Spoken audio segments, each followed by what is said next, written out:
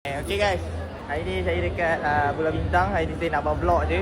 Sebab hari ni saya tak bawa barang untuk interview. So kita buat vlog lah hari ni kan. Sebab aku nak tunjuk kat korang macam ni event dia hari ni kan. Clear.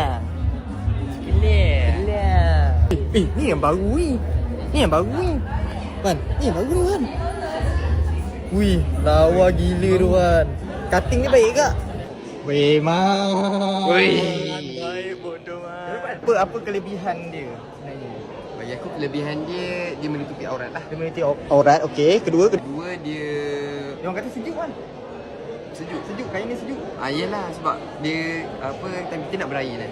Bila sejuk ke apa ke, bila panas ada kipas dalam. Wow. Saya nak buat video bang, salah bang. Salah bang Aku tak faham. Salah bang. Saya memang minta bang. Kau buat video kan? Serius lah. Tips dalam hidup ni, yang paling penting sekali jangan lupa berak. Sebab bila kita berak, kita buang semua sisa toksik dalam badan kita. Sebab tu kita lega. Itu berak. Ada. Kau delete dah tu. Asal? Dalam tu rumah aku. Kena bayar.